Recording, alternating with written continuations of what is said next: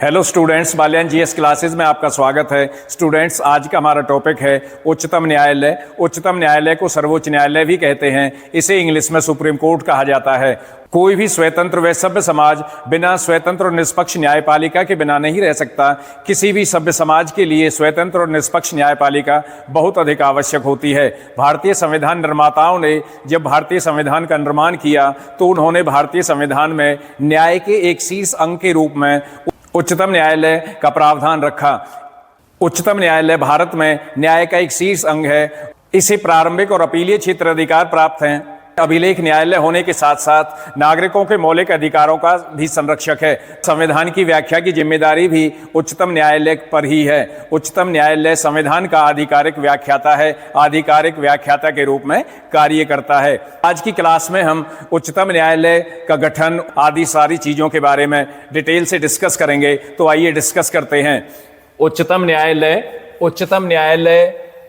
न्यायालय को सर्वोच्च न्यायालय भी कहा जाता है। इसे इंग्लिश में सुप्रीम कोर्ट कहते हैं। क्या कहते हैं? इसे इंग्लिश में सुप्रीम कोर्ट कहते हैं। भारत में एकीकृत न्याय प्रणाली है। भारत में किस तरह की न्याय प्रणाली है? एकीकृत न्याय प्रणाली है। भारत में न्याय की शीर्ष व्यवस्था पर उच्चतम न्यायालय है। कौन सा न्यायालय है? उच्चतम न्यायालय। उच्चतम न्यायालय के अधीन उच्च न्यायालय हैं। उच्चतम न्यायालय के अधीन उच्च न्यायालय हैं और उच्च न्यायालय के बाद जिला स्तरीय न्यायालय, उच्च न्यायालय के बाद जिला न्यायालय हैं, जिला अदालतें या जिला न्यायालय।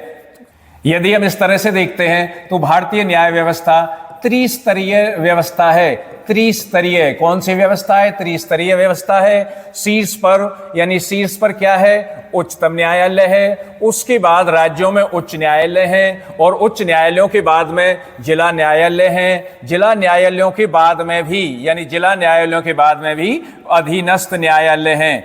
जिला न्यायालयों के बाद भी अधीनस्थ न्यायालय हैं। अधीनस्थ न्यायालय ये आमतौर पर सब डिविजनल लेवल पर पाए जाते हैं, अधीनस्थ न्यायालय। लेकिन कुल मिलाकर हम यही कहते हैं कि भारत में त्रिस्तरीय व्यवस्था है। शीर्ष पर उच्चतम न्यायालय है, उसके बाद उच्च न्यायालय। प्रत्येक राज्य में या दो राज्यों का भी एक उच्च न्यायालय हो सकता है, एक राज्य के लिए तथा दो राज्यों के लिए, और दो राज्यों के साथ एक केंद्र शासित प्रदेश को मिलाकर भी उच्च न्यायालय हो सकता है। उच्च न्यायालय राज्य स्तरीय व्यवस्था के अंतर्गत आता है और उच्च न्यायालय के अंतर्गत जिला न्यायालय है, यानी उच्च न्यायालय के अधीन जिला न्यायालय आते हैं और उसके बाद अधीनस्थ न्यायालयों की गिनती होती है। तो यहां पर हम ये कह सकते हैं भारत में किस तरह की न्याय व्यवस्था है? भारत में एकीकृत न्याय व्यवस्था है। इसे इकहरी न्याय व्यवस्था भी कहते हैं। इकहरी न्याय व्यवस्था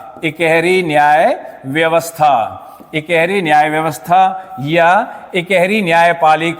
इकहरी न्यायपालिका भी इसको कहा जाता है। यानी इकहरी न्याय व्यवस्था या इकहरी न्यायपालिका भी इसको कहते हैं। इसके विपरीत मैं आपको बताना चाहूंगा कि संयुक्त राज्य अमेरिका में दोहरी न्याय प्रणाली है। दोहरी न्यायिक व्यवस्था है। परंतु इसके साथ साथ मैं आपको यह भी बता दूं कि ब्रिटेन में इकहरी या एकीकृत न्यायपालिका पाई जाती है। इसके बाद उच्चतम न्यायालय की व्यवस्था कहां से ली गई? यानी भारत में जो वर्तमान समय में उच्चतम न्यायालय है उसकी व्यवस्था किस संविधान के आधार पर ली गई या किस संविधान से प्रेरित होकर भारतीय संविधान में संविधान निर्माताओं ने उसको रखा? इस संविधान से प्रेरित होकर भारतीय संविधान निर्माताओं ने भारतीय संविधान में उच्चतम न्यायालय की व्यवस्था की। तो कहां से की? भारत सरकार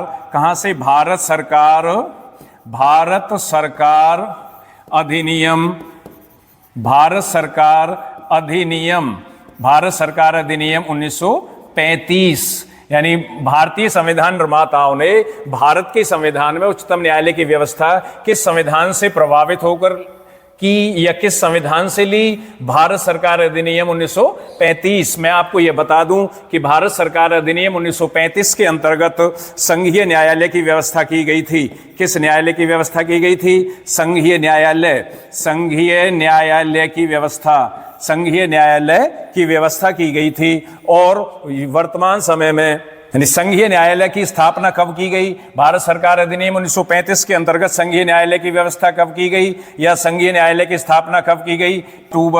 1 अक्टूबर 1 अक्टूबर 1937 को की गई। यानी कब की गई? 1 अक्टूबर 1937 को। और भारत का उच्चतम न्यायालय इस न्यायालय का उत्तराधिकारी माना जाता है। क्या माना जाता है? इसी का उत्तराधिकारी माना जाता है, उत्तराधिकारी माना जाता है। परंतु यहां पर यह बहुत ध्यान देने की बात है कि वर्तमान उच्चतम न्यायालय का क्षेत्राधिकार संघीय न्यायालय के क्षेत्राधिकार से बहुत अधिक व्यापक है। संघीय न्यायालय का क्षेत्राधिकार इतना व्यापक नहीं था, वर्तमान उच्चतम न्यायालय का क्षेत्राधिकार बहुत अधिक है, यानी व्यापक है।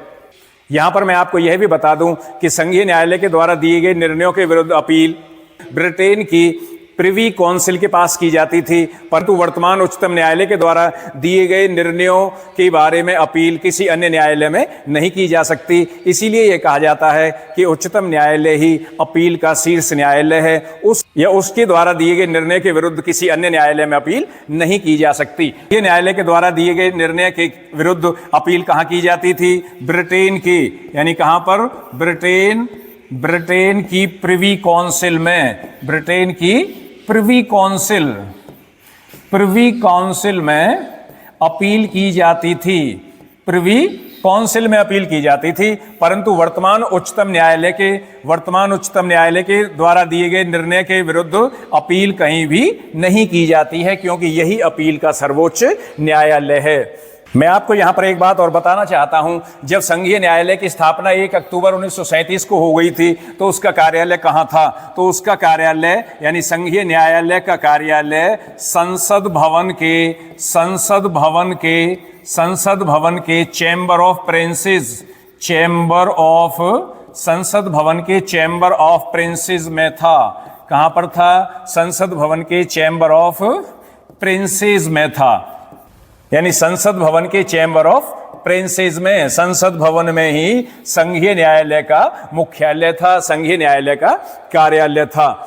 और यहां पर मैं आपको यह भी बता देना चाहूंगा कि वर्तमान उच्चतम न्यायालय का कार्यालय भी संसद भवन के चैम्बर ऑफ प्रिंसेस में ही रहा। कब तक रहा? 1958 तक, यानी 1958 तक उच्चतम न्यायालय का कार्यालय भी संसद भवन के चैम्बर ऑफ प्रिंसेस में रहा। संघीय न्यायालय के कार्यालय में ही वर्तमान उच्चतम न्यायालय का कार्यालय या वर्तमान उच्चतम न्यायालय की बैठकें कब तक? 1958 तक संसद भवन के चैम्बर ऑफ प्रिंसेस में ही होती रही। वर्तमान में उच्चतम न्यायालय की स्थापना जहां पर की गई है, वहां इसको 1958 में शिफ्ट किया गया था। इसके बाद उच्चतम न्यायालय का भारतीय संविधान में उल्लेख, यानी उच्चतम न्यायालय का भारतीय संविधान में उल्लेख कहां पर किया गया है? उच्चतम न्यायालय का भारतीय संविधान में उल्लेख या भारतीय संविधान के भाग 5 में, कहां पर? भारतीय संविधान के भाग 5 में इसका उल्लेख किया गया है। और किस अनुच्छेद से किस अनुच्छेद तक? किस अनुच्छेद से लेकर किस अनुच्छेद तक? यानी अनुच्छेद 124 से लेकर 147 से लेकर 147 तक, 124 से लेकर 147 तक उच्चतम न्यायालय का उल्लेख है। यानी उच्चतम न्यायालय का उल्लेख भारतीय संविधान के भाग 5 में अनुच्छेद 124 से लेकर अनुच्छेद 147 तक दिया हुआ है। संविधान के इन अनुच्छेदों के अंतर्गत ही भारतीय उच्चतम न्यायालय के गठन, उसकी स्वतंत्रता, न्याय क्षेत्र, शक्तियां और प्रक्रिया का वर्णन किया गया है। पर मैं आपको यह बता दूं कि उच्चतम न्यायालय के गठन का प्रावधान, यानी उच्चतम न्यायालय का गठन कब किया गया? 26 जनवरी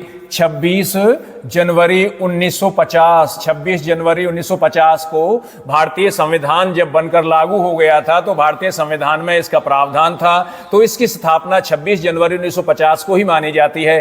परंतु उच्चतम न्यायालय की पहली बैठक 28 जनवरी 1950 को की गई। यानी कब की गई?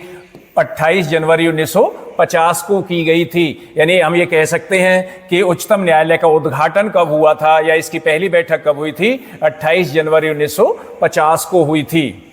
नेक्स्ट, उच्चतम न्यायालय की संरचना या गठन, यानी उच्चतम न्यायालय की संरचना या गठन। तो उच्चतम न्यायालय का गठन कब किया गया? या उच्चतम न्यायालय का गठन संविधान के अनुच्छेद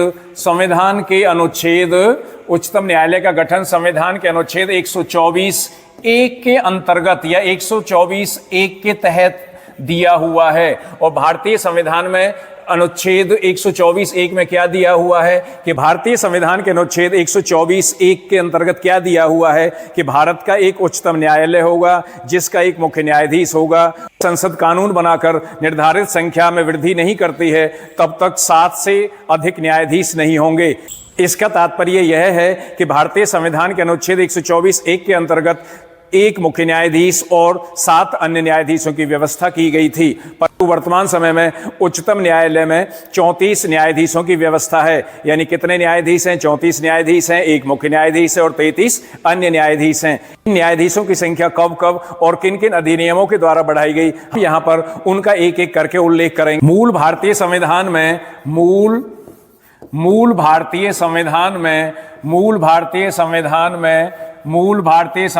में उच्चतम न्यायालय के न्यायाधीशों की संख्या, यानी उच्चतम न्यायालय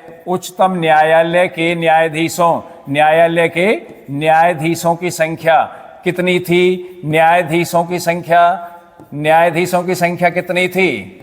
न्यायाधीशों की संख्या, यानी जब संविधान लागू हुआ था, संविधान में उच्चतम न्यायालय का प्रावधान किया गया था, गठन किया गया था, इसकी रचना के बारे में बताया गया था, तो भारतीय संविधान के द्वारा उच्चतम न्यायालय में कितने न्यायाधीशों की संख्या बताई गई थी? यानी एक मुख्य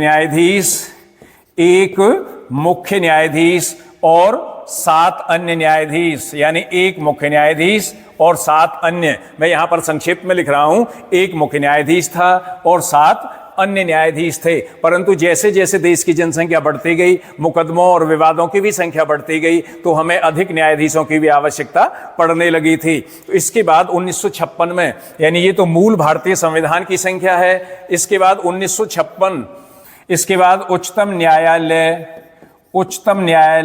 न्यायाधीशों की संख्या, उच्चतम न्यायालय न्यायाधीशों की संख्या उच्चतम न्यायालय न्यायाधीशों की संख्या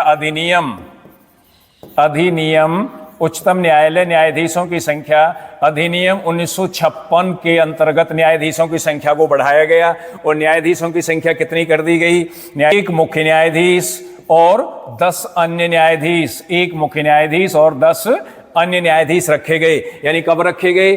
56 में रखे गए। किसके अंतर्गत अधिनियम बनाया गया था? उच्चतम न्यायालय न्यायाधीशों की संख्या अधिनियम 1956, उसके अंतर्गत न्यायाधीशों की संख्या बढ़ाकर 11 कर दी गई, एक मुख्य न्यायाधीश और 10 अन्य न्यायाधीश। इसके बाद उच्चतम न्यायालय न्यायाधीशों की संख्या अधिनियम 1960, यानी 1960 लाया गया और 1960 में न्यायाधीशों की संख्या कितनी कर दी गई? एक मुख्य न्यायाधीश, यानी क्या हो गया? एक मुख्य न्यायाधीश और 13 अन्य न्यायाधीश। 1960 में एक मुख्य न्यायाधीश और 13 अन्य न्यायाधीश रखे गए, यानी 13 अन्य न्यायाधीश रखे गए। उसके बाद उच्चतम न्यायालय न्यायाधीशों की संख्या अधिनियम 1977 लाया गया। 1977 में एक मुख्य न्यायाधीश, 1977 में एक मुख्य न्यायाधीश